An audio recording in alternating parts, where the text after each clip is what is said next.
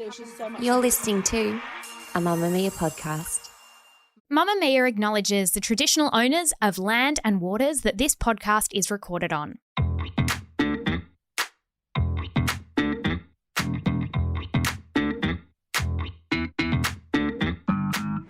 Hello and welcome to Cancelled, the podcast that looks at silly celebrity or TV crimes and assigns charges and sentences to them so we can all move on with our lives. I'm Claire Stevens and I'm joined by Jessie Stevens.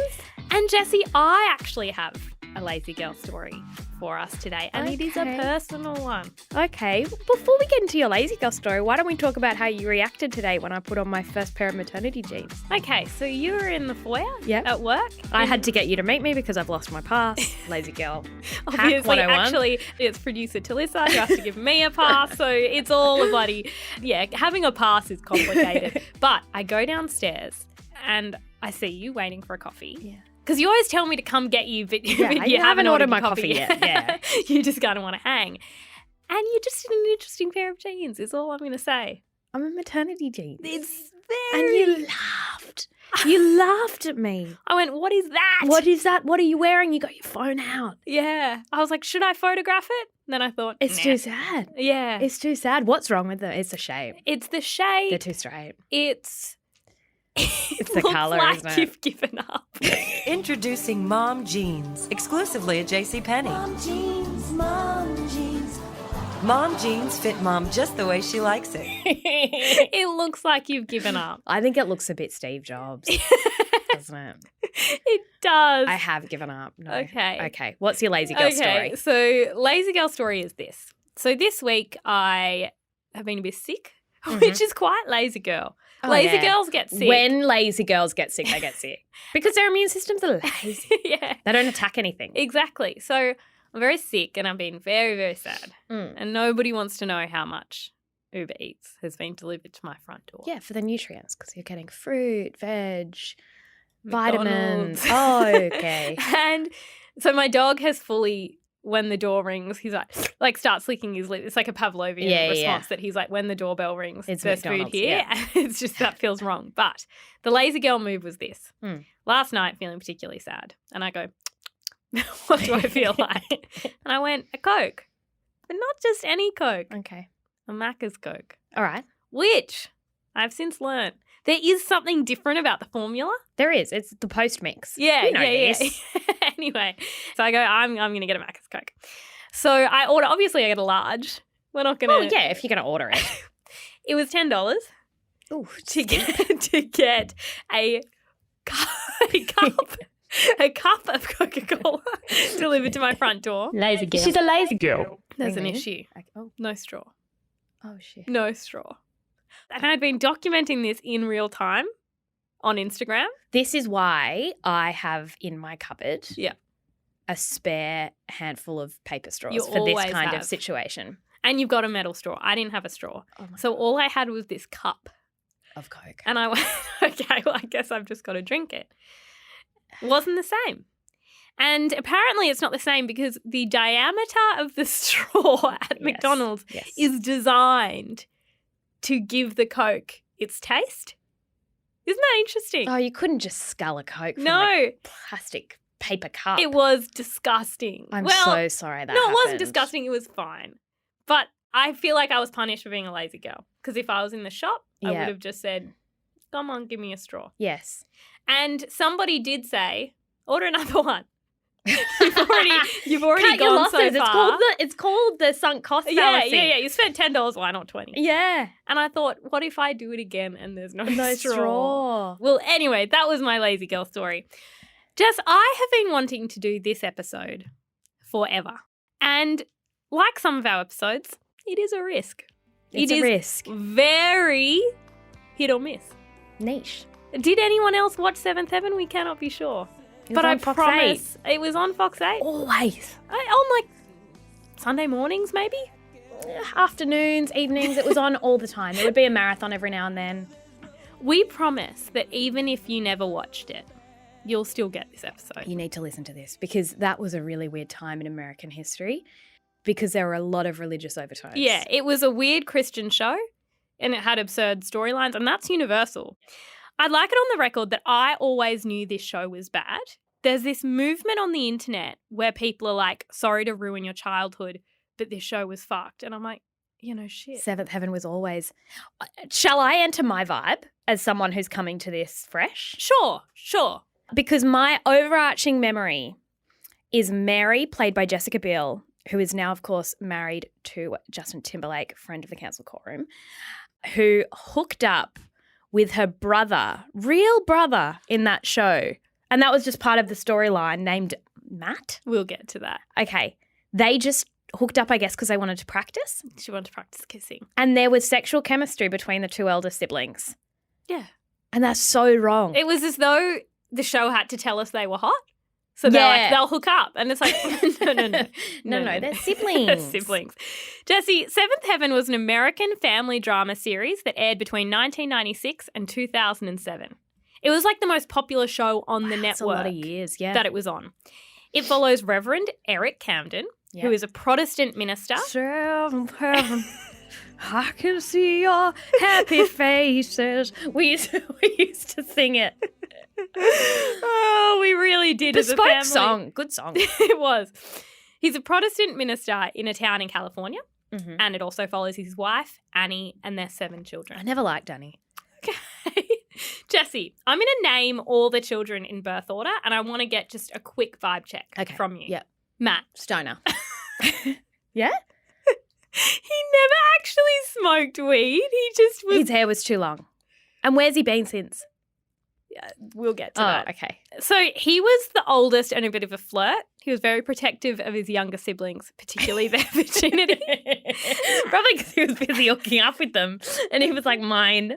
And he becomes a doctor in the later seasons. Okay, Mary, Justin Timberlake. Okay. She was hot.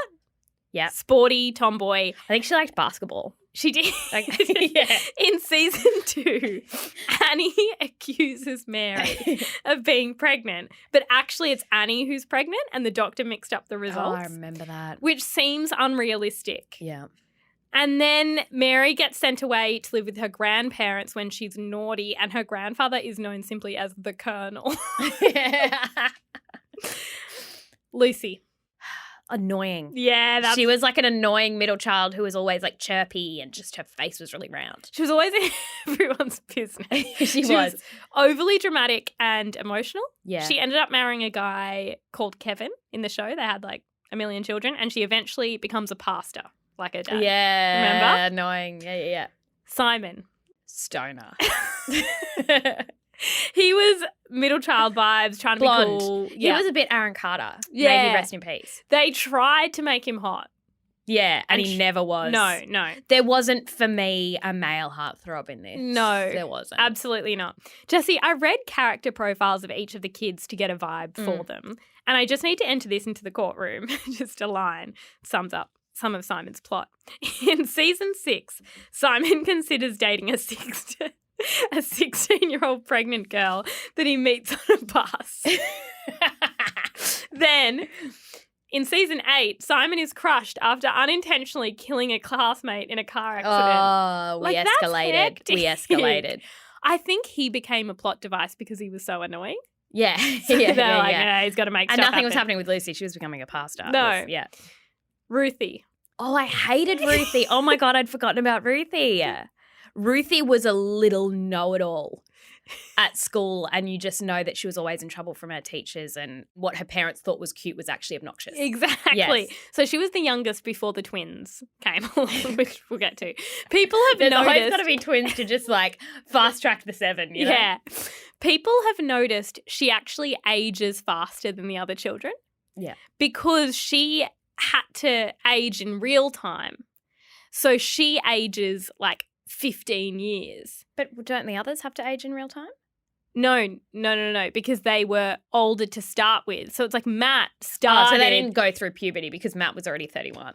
Yeah. Yeah. But it's like Matt, for example, isn't like, say he starts at 17. He's not well into his 30s by the time the show ends. Do you know what I mean? Whereas Ruthie has... He's like 25. So Yeah. he ages like 7 years. Okay. Ruthie ages 15. Jesse, The twins. The twins, little blonde boys? Yeah. Yeah. Do you remember their names? Oh, give me a clue. Religious. Sam and David. Sam and David. All right. All the names were straight out of the Bible. Even Lucy? Yeah, I'm sure that's in the Bible somewhere. Okay. Born in season 3, they don't do a lot for the plot. I just remember Annie had more laundry. Yeah. After the twins came, she always had a basket. They really justified the name of the show because it was Seventh Heaven. Yeah, before that. Well, there were 7 And in then the total, including the family. parents. Yeah. Yeah. By the last season, they're being homeschooled. Just thought I'd put that out there. Jesse, in 1999, the Parents Television Council called Seventh Heaven one of the top family-friendly shows and said, Seventh Heaven manages to provide moral solutions to tough issues facing teenagers without seeming preachy or heavy-handed.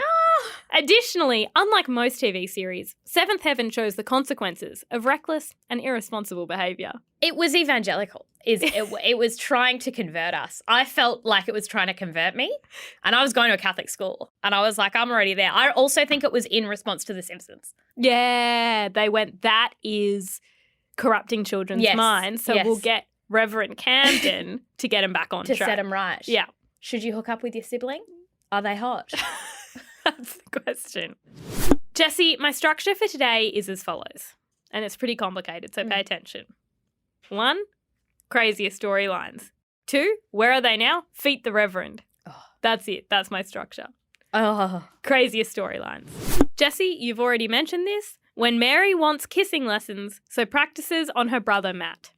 The interesting thing about this is that it was the first episode of the whole show. Bold. And I think this You know how you're in a you and I have done a writer's room recently, and we've talked about this with writing, where you're like, is this a thing, right? Like you're kind of in a room, you're spitballing and you're like, yeah, you know, when you had one recently about tampons and where you put them and blah, blah, blah. And you go, you know, when you do this. And everyone's like, yeah.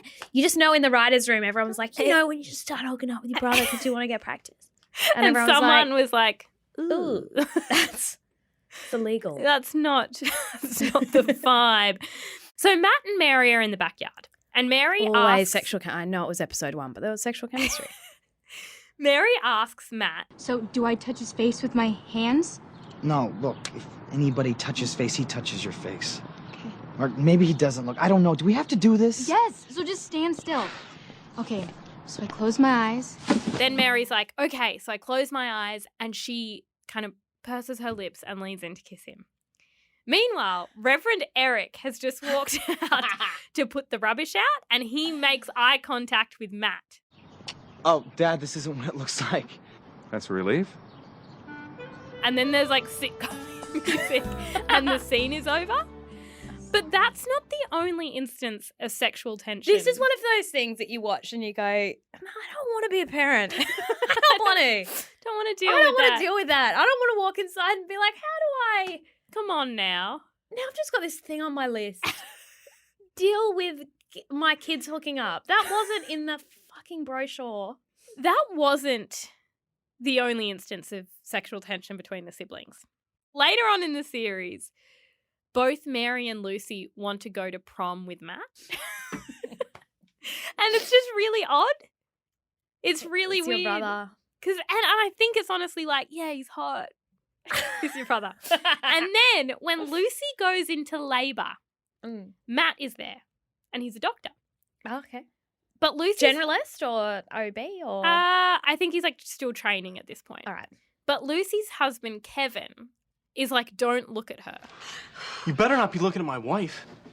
Kevin, I'm a doctor. You're her brother. But I'm a doctor. I hope that doesn't mean what I think it means. I'm like, what does it mean? Do you not want anyone to look at her vagina while she's giving birth? Is that it? Because someone has to. Is it weird if it's her brother? Yes. But stranger things have happened I in know. the show. I've spoken to people who are doctors who deliver babies, and I have asked a question to them and their sibling, and I've said, "Would you want to deliver her baby or whatever?" And often they say, "No, I wouldn't want to. I wouldn't. Too close. Too close." So again, it is Matt being a creep. It is. He's like, "No, show me your vag." Come on. Salivating. Come on. Matt. Jesse, when Matt doesn't steal a glass and ends up in court. Okay. Mary goes to a diner and Okay. she steals a glass. It's a water glass. Do you remember when we were kids? The amount of glasses that were in our cupboard that didn't belong to us. I swear, every time we went to a bowling club or an RSL or anything, They just somehow ended up they in our house. accumulated. I was like, I'm It's sorry. like mum was like packing her children into bags and just picked up like a fork, a plate. yeah. Yeah. So she steals the glass to try to impress her basketball friends, which I don't think is cool. Obviously, Reverend Camden finds it Yeah. and is like, tut tut, who stole the glass? It's so relatable in terms of adolescent issues. And Matt takes the blame, which is odd, but I think he's like trying to flirt with Mary. And Eric is like, okay, we'll go back and tell them you stole it and return it. So Matt does. And the owner decides to press charge. Apology unaccepted. That's right, unaccepted. I'm pressing charges. Jesse, Matt goes to jail. He goes to jail for stealing a glass. That's not how the law works. And then he's at the trial. Matt could go to school and open fire and he wouldn't go to jail. Like, this is America. So then he goes to trial because if no, there's you wouldn't go to trial. if there's one thing courts take seriously, It's stealing It's a glass. teenagers. Especially when you're a white Christian. yeah. That they took one look at Matt They and go- went, you're trouble. No. But then all these other students march in with other things they've stolen from diners. Your Honor, they're all a bunch of little thieves. I'm pressing charges. I want them all in jail. Okay. And the sentiment is like, Judge, are you going to arrest all of All of us? us. And the judge is like, no. Absolutely It's not. also not how the law works. No. It's not. I know that's how we think the law works, but if you are on trial for hitting someone like a hit and run and I walk in and go, I did a hit and run, are you going to arrest both of us? Yes. But you're separate. You're separate, but thank you for handing yourself in. So, yeah, basically the moral of the story is you will get arrested for stealing one time the water glass. Which confirms a theory I have as of now that Seventh Heaven was like an updated Bible. Oh my God, yes. So there's like Old Testament, New Testament, Seventh Heaven Testament. And Seventh Heaven, everything was like a parable or a Thou psalm. shalt not steal a glass from Yeah, a diner. yeah. And what happens, and like Reverend is God, and it comes in and it's basically like, how do we teach a new generation of Americans The Bible. sinning? Well, there's a lot of parables. Okay. Next craziest storyline. Simon finds a homeless girl. Simon brings home a homeless girl All right. and literally yells, Hey, look what I found. Can I keep her? Can I keep her? Can I keep her? Mm. She has the worst makeup I've ever seen to try and make her look dirty. It's like a little bit of bronzer. Yeah. They clean her Right. up, and then Simon and Ruthie have a fight about who gets to own her. Slaves are illegal. It's like she's right here. Okay. Simon literally starts training her like a dog with treats. Then Reverend Camden, in a parallel storyline that, You forgot to mention Happy. oh yeah, sorry, Happy the dog played by Happy the dog. Happy the dog. That's what I always remember Yeah, from the yeah. storyline. We get to Happy. Happy often drives plot forward. Okay? Reverend Camden, somehow, he always joins the police force, but like incidentally. So all of a sudden he has access to missing persons files. Okay. And Yeah, he's at yeah, the yeah. police station. Yeah. Just in his spare time. And this man He's a walks trusted in. member of the community, Yeah. like all reverends should be. And this man walks into the police station. And you know straight away, well, that's the father They're of the homeless girl. that your children are training to see it. And you know that because their makeup is equally as terrible. Okay, so it's like you also have dirt on your lip. Yes. Yeah. It turns out he's not homeless, he's an alcoholic.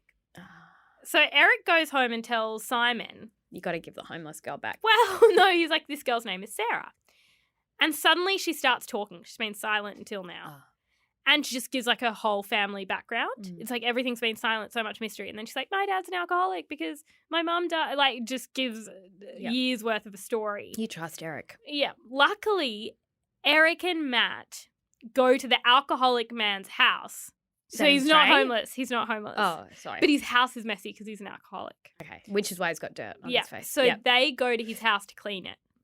Oh, that'll do it. As a lesson. Okay. And the lesson, I think, to Matt is if you drink alcohol, you'll have a messy house. I don't know. But they clean his house. And I think they're not allowed to keep the homeless girl. They have to give her back. Yep. I worry about the family's finances because Annie, I mean, she's a tireless worker. We see her with laundry baskets. She works harder than bloody Reverend Camden. Oh, she works harder than them all put together. But she's not contributing to the bottom line of that household. She's not, because I don't think she's on benefits. But I can't see. It's a sole income family. It's a sole income family with 7 children. And how much they live can in a you mansion earn from giving one sermon a week? How much? And putting your nose in other people's business. It's not paid. It's not paid. And an important part of that is, it is heavily implied that the church pays for their house. Their house is too nice. It's too, like, a church shouldn't... Donate it to bloody Sarah and her dad. Yeah. A church shouldn't be paying for your wholesome suburban life in California. And your 45 pancakes you have for breakfast every day. Yeah, the Reverend was too rich. That always bothered me. Jesse, when Matt takes a slut to prom... So Matt doesn't have a prom date. This is where Lucy and Mary are like, take me. Then a weird man comes to Reverend Camden and is like, can Matt take my daughter to prom? I've got the perfect guy in mind to take Connie to the prom, but I need your help. I was wondering if your son Matt could possibly take Connie. Well, I guess, I could ask. Oh, this is great. Thanks. Which is weird because everyone's always just in each other's business. And it's all men being like, can we trade daughters? You know what I mean? Yeah. It's exactly what it is. So he's like, yeah, my daughter Connie, can he take her? So he goes home and says, Matt, can you take this Connie chick to prom? And Matt's face is like, interesting. Is she hot? Well, we learn Connie's a slut. How did we learn that? From how she dresses. Oh, she's got her tits out. No, she's curvy. She has short hair. Yeah. Wow. Very edgy. So what she is she's a bisexual. Temptress. She's a temptress. She's Anna from the OC. Yeah, exactly. Yeah. So it's Matt like you just don't know which way she's going to go. So Matt asks her, and she's like, I can't come. I don't have a dress. And Matt's like, that's fine. Mum will make you one. Oh, yuck. And the prom is like a prairie dress. The prom is that night. And so poor Annie has 7 kids. So poor Annie. Including surprise twins. Yeah. Has to take down the curtains and make a dress for this girl she's never met. Okay. So I just know that if that was our family, the resentment between mum and dad in that situation would be high. You made them take this random slut to the prom. Anyway, at prom, Matt's like, no, I'm going to be a good Christian. So he's like, why are you a slut? Why are you a slut? Slut conversion therapy. And she's like, my mum died. And that's a lovely lesson. Sometimes women are sluts because of trauma. Okay? And that's why Lucy, Mary, Ruthie, they're good girls because they've got the example of Annie in her laundry basket. Exactly. Jesse, when Mary dabbles with energy supplements. So teenagers at school just keep giving away these full bottles of energy pills, but they're like natural energy pills. So what can they really have in them? They're like those drinks. What are those drinks that everyone's having at the moment that there's like a yeah. moral panic over? Prime energy drinks. This is prime energy drinks before it's time. People hate children consuming energy products. No, people hate children consuming products they didn't consume themselves. Yeah, great point. They worry. Mary's at basketball practice and this girl gives her some of these energy pills. And they play really well and Mary feels energized. And she's like, I could play all night. And her friend's like, well, 2 pills are better than 1 and 4 pills are better than 2. Okay. And it's like, you're a drug dealer. You know, a lot of girls on the team are using them. Really? Yeah. They give you a competitive edge. You know, like when you're too tired from working out all the time, they give you that extra boost of energy. They really do make a big difference. Are they energy pills or are they coke? Exactly. So obviously Eric finds the pills because he finds everything. Yeah, because I was going through his underwear drawers, sniffing. And so he goes directly to Mary's friend's dad to be like, these natural energy pills are very bad and also you're a bad father. Great. And the father's kind of like, get out of my home. Then at basketball. They're zinc. They're zinc, they're supplements. At basketball, Mary's friend takes too many pills and has a heart attack and gets rushed to hospital. Oh, no. And then That's why you got to listen to Matt. Reverend Eric, Annie and Mary have like a three-way hug because it's like, that could have been you, but you're not addicted to energy pills. And what a lesson. You don't have a heart attack from a few too many. You'd have to have a lot. I love how the lesson is always so literal. You will die. It's yes, it is. And it's always like it doesn't happen to their family, No, but it happens to someone else. because God is looking after them. Yeah. Jesse, when Annie one time smoked weed, Matt is given a joint by his friend at school. I remember watching this. It falls. And then I was, because, we'd be in primary school and I'd go, oh, you start year 7. and You walk people, through the doors and someone's standing there with a joint going, smoke it. And you're like, I don't want to, it's 9 a.m. And they're like, you got to smoke it or you're not going to make any friends at high school. It's exactly what happens. No one ever offers you a joint. It falls out of Matt's jacket and Happy, the family dog, picks it up and drops it at Eric's feet. Okay. Eric loses it. He's like, one of our kids is smoking pot. He has an intervention. No, it's not. It's Happy. And threatens to Happy drug... explains a lot about Yeah. Happy. And threatens to drug test all of his kids to find out who brought a joint into this house. All right, I'll get straight to the point. I found marijuana in the house. And while I never thought of myself as the type of father who'd have to drug test his kids, I'm willing to do just that if that's what it takes to find out who brought a joint into this house. Including 5-year-old Ruthie. And Simon loses it. He's like, you gotta be kidding. It's mine. Gotta be kidding. Look, Simon. Man, I can't believe you. Simon, wait. Because all young teenage boys hold their older siblings to a high moral standard and are very disappointed when they fall short of it. Yeah. So he's very upset. Then Eric yells at Matt and is like, is this why you've never been able to hold down a job? He's 17. He's 17. He's also never smoked weed, by the way. Has he lost a job? He must have. Then, throughout the episode, Annie admits to Eric and Matt that, yeah, one time she smoked pot. Okay. This is Annie trying to get some cool points. And I can be cool. And she says, To have a little privacy. One night, her boyfriend left her house stoned and got in his car to go home. One stoplight before he got there, he got in a terrible accident. He went through the windshield, and he was killed instantly. We were still stoned when we got the phone call.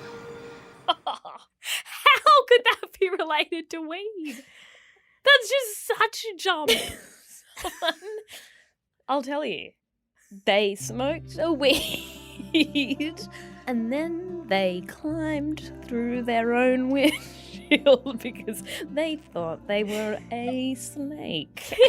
That's what happens. And Eric loses it because he's like, I can't believe you kept that secret from me.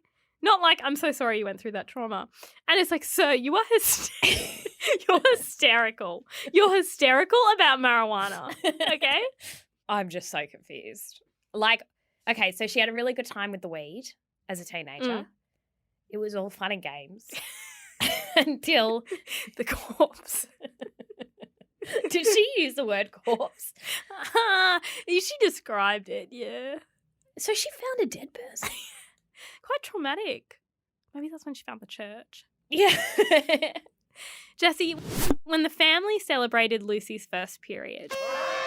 Oh, I remember this. Did we see blood on the seat? No, I imagine that. I don't think so. I imagine that. I think this was one of my first introductions to a period. Like, I saw this before I had my own period. Yeah, so it's really realistic because what happens in Seventh Heaven is that when young girls reach a certain age, they think about nothing else other than getting their period. Yeah. And Lucy... She's at school, isn't she? No, she's in the bathroom at home. Okay. And Mary and Ruthie are outside when she announces that she's menstruating. Who does she announce it to? Mary and Ruthie. They jump up and down and hold hands and celebrate. How the hell does Ruthie know what a period is? I don't know. But then Reverend Camden comes upstairs to see what all the fuss is about. Mary pushes Lucy towards her father, and Lucy smiles awkwardly. Hey, by the way, did you start your period yet? Because, I was once your age myself, and I... That's disgusting. I'd be panicking because Matt's a predator. Yeah. And I don't like having childbearing women in this house. No. They hug, and then Lucy is like, Dad, can you go to the drugstore for me? And it's like, you have a mother and an older sister who menstruate. Ask for a tampon. Ruth, you'll have one. Jesse, when Simon maybe gets an STI. So he slept with a girl, which is controversial. Just everything is worst case scenario. He slept with a girl, which is controversial. He definitely wore a condom. He did. Okay. And she sits him down and he's like, I have an STI. Which one? Unclear what. You never hear the end of the conversation. Right. It's just kind of warning. Okay. Simon. What do you think it was? Herpes. No. It was chlamydia. Okay. Yeah, that does seem like something a Christian kid who had sex one time would get. Yeah. Simon calls Lucy's husband, and we see a conversation between Lucy and her husband about Simon's STI. Okay. Lucy's like, we have to tell Dad. No, we don't have to tell Dad. I just don't think we do. I don't think. But he's also like, goddamn kids these days, they're so stupid. Then Simon... He also doesn't definitely have an STI. He maybe has an STI. He wore a condom. And we know that Simon overreacts. Yeah. Okay. And Simon gets onto Matt and he's like, now Dad knows. And it's like, fuck, Lucy. Why did you tell your dad about Simon's dick? In all this time, has he gotten tested? No. But Matt's like, you used a condom, it should be fine. And now you get to go through the invasive and humiliating process of getting tested for an STI, and hopefully this teaches you shouldn't be having sex. That's not the message that we should be giving people who are worried they have an STI. Also, haha, you have to get tested and it's horrible. I don't know what it's like when men have to get tested, but I wouldn't think it was that bad. Just weeing a thing. Maybe you have to get a little Q-tip up your willy. When Simon uses his rude fingers, do you remember this? No. Annie catches Simon outside school, putting up both his rude fingers and laughing with friends. Oh my gosh. And I watched this scene and I thought, why are people not more concerned that Simon looks like a lad? Yeah, because he was very blonde tips. Very bleached blonde tips. Gonna kick someone. Yeah. The principal also sees him put his rude fingers up because apparently not at a Christian school. Everyone's just like, that is the worst thing. The seventh heaven edition of the Bible says no rude fingers. No rude finger, let alone two. No. The family has an intervention about his behaviour, and Matt's like, it's off the rails. And Matt's like, that's not being a man. But when I got older, I learned that being a guy is one thing and being a man is another. That guy stuff has nothing to do with being a man. A man stands up for himself and the people he loves. He looks out for and protects them, and he takes responsibility for his actions. That's it? The next day, the principal suspends him for 3 days. For putting his fingers up. For putting his fingers up. It's so... But then Annie kind of gives him a hug and he's like, it's okay. But then Reverend Camden is parked in his car watching Annie hug Simon, and it's like, do any of you have anything else to do? She probably likes having him home because Ruthie's off to school. Mm-hmm. She's got Sam and David who, I don't know, they don't do much, do they? They don't do a lot. When Matt discovers a woman's in a gang. Okay. He's very on the lookout for women making mistakes. Seventh Heaven was obsessed with gangs. Everyone was... Especially in a white neighborhood in California. Simon once wore baggy pants and listened to rap. Okay. And they're like, well, that's why he's got his fingers up. So Simon's friend's older sister is named Karen, and Matt figures out she's in a gang. Mm-hmm. How does he figure it out? Great question. Too much time. She's wearing a belt with a gold buckle, and it has a B on it in fancy writing. And Matt's like, bitch. Gang. Okay. Matt tells his parents Karen's in a gang, and they take that as fact, no further questions. And also, who is Karen? Yeah. And so they go visit Karen's parents. Yep. to be like, just FYI, your daughter's in a gang. Get her out. In that she is wearing a belt. My son doesn't understand. Okay? Karen's parents and Eric search her room for gang paraphernalia. What? But they don't find anything. No. They then search her brother's room and they find all the gang equipment. What? Several knives, this big chain, a bandana. God. And snap lock bags with ambiguous contents. Oh. The bandana was my favourite because I'm like, you don't have to hide that. You could have that just in your wardrobe. Snap lock bags with things such as energy supplements, such as Barocca. Then Karen's like, yeah, I'm in a gang, but I'll leave. Okay. But when she tries to leave, she gets beat up really bad and ends up in hospital. That's what happens with gangs. Yeah. They're like, you're in it for life. Yep. You walk through the school gates in year 7. You're in our gang. I don't want to be in this gang. Well, you've already got a joint in your mouth. You've already got nunchucks. You've got nunchucks. You've got a bandana. You're in a gang. And now that pest of a reverend knows about our gang. Jesse, finally, when Matt gets married after one date. Okay. On one particular day, Matt decides he wants to get married. He just isn't actually going out with or interested in anyone at the time. No, I mean, Mary things happened. Things are a bit bit weird there. Luckily, he meets a woman named Sarah later that day and marries her on their next date. But while they were both completely fine to get married without their parents' permission, they don't want to tell their parents they got married, so they just say they're engaged. Okay. Anyway, like most people who get married after one date, they're perfectly happy, and eventually Sarah gets pregnant and is expecting twins. And my favourite part of this is, in the final episode of Seventh Heaven, so Sarah's expecting twins. Lucy's expecting twins. No, she's not. No, she's not. Mary's expecting twins. No, she's not. Yes. And Annie had given birth to twins a few years earlier. That's not true. I swear on my life. We're having twins. Boys! Congratulations. We're having a boy. 2 of them. We're having twins too. No way! It's unbelievable. That's insane. That's insane. Mary and I are back together, and we're having twins. Girls.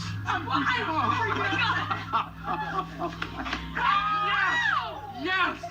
Yes! Yes! Okay, because I was going to say this and then I didn't know if I was overthinking it. But there is some message here about if you live a good Christian life, you'll be super fucking fertile. Yeah. Yeah. Because And, Lucy like- has heaps of kids. Yep. Yeah. It's like you will, like your body will just produce 2 babies at once because it's like you're so blessed because you never smoked that joint. Yeah. Exactly.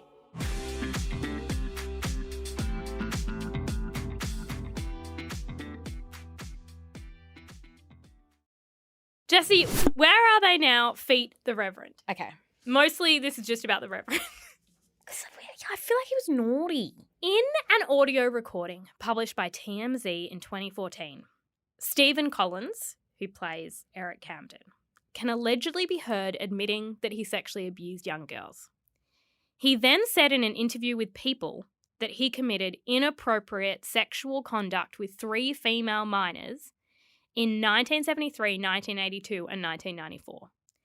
He has fully detailed what he did, and it is really disturbing, and I won't repeat the story. So he did like a few media interviews. I remember it at the time, and he just fully detailed like scenes. Because he wasn't just in Seventh Heaven. He was a big actor in other things. Mm-hmm.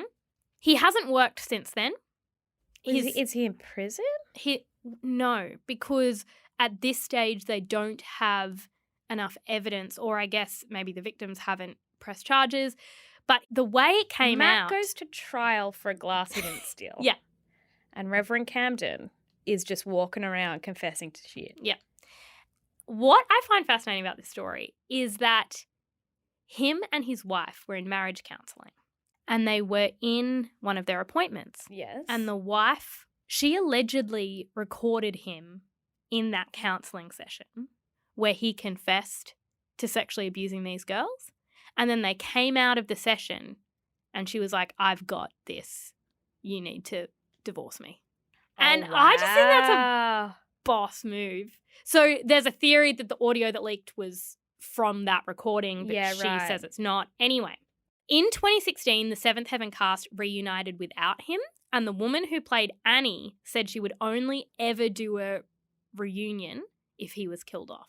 Now, I know there's a difference between the character someone plays and who they are as a human, but I feel like there's a metaphor for like problems with the church in the last few decades.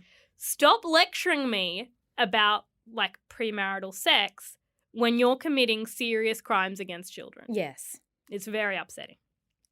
Jessie, the other members of the cast have not gone on to do a lot, apart from Jessica Biel, who is married to Justin Timberlake, but more importantly was an executive producer on The Sinner and starred in it. She was in Texas Chainsaw Massacre. Yeah, she's absolutely had a great thrived. career. Yeah.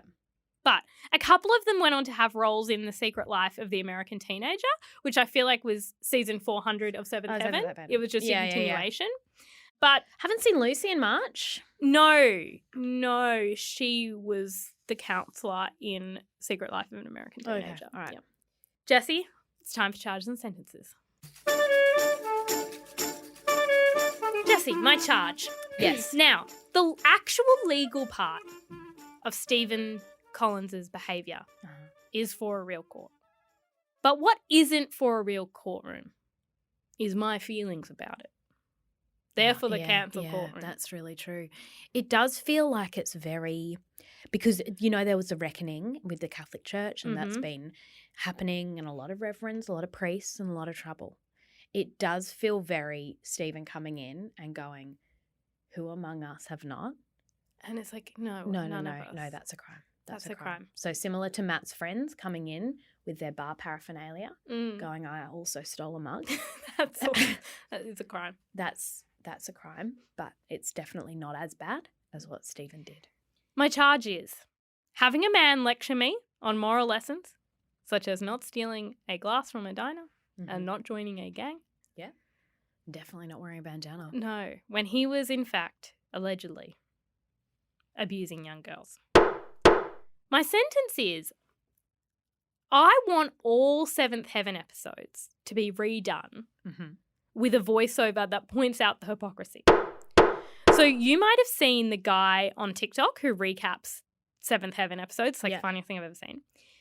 And massive inspo for this episode. But every now and then, he just looks at Reverend Camden and is like, shouldn't you be in prison? It's so true. Or he just makes these snarky little comments, like when, and they're fucked, like when he goes in and is looking at the missing children reports, he's like, yeah, I know why you want to see those. Yeah. And I want all the episodes dubbed with that man's voice, being like, stop worrying about gangs when you should be worried about being a criminal. Stop worrying about a corpse through a windshield because someone inhaled some passive marijuana. When you, sir, you need to potentially be on trial in a real courtroom. You do. And you need to ask forgiveness. Yeah. Stop telling everybody else to go to church. And he gets so worked up. Reverend Camden gets so upset by everybody else's bad behaviour. Yeah. And you're always sticking your nose in it. yeah, I would say stop getting involved in other families' business. Yeah, well said. When you are allegedly you know what it a is? predator. It's glass houses, stones. Yeah. Bang, smash. I just think we do need to see all of Seventh Heaven from that perspective. And we do need to say, no, pause. He was hysterical. He was hysterical about certain issues. Yeah. Such as gangs. Yeah. There's just weird issues he got hung up on. And to me, abusing young girls trumps all of them. I agree. And that brings me to my charge. My charge is trying to rewrite the Bible on Fox 8. Okay. Yeah. And you can't rewrite the Bible. Well, you can. They rewrote the old one, made it a new one. But there's some great stories in there about fish and multiplying. There's one about the tax man. I can't quite remember what the meaning of that is. The tax man always had a big role. He was the main character in the Bible. I think he was bad. Yeah. You shouldn't take tax and that kind of thing. And they tried to modernize it. And so they went, no, we need to rewrite it for Fox 8 for primetime viewing because this country going off the rails. Between the smoking, the incest, and the bandanas. It was Seventh Heaven was during the time when America was freaking out about Al Qaeda. Yes. And there's an episode where we need a family with an inordinate amount of white kids. Yes. So Ruthie, because you know she had like dark hair. There's an episode where she's at the airport and they think she's part of Al Qaeda.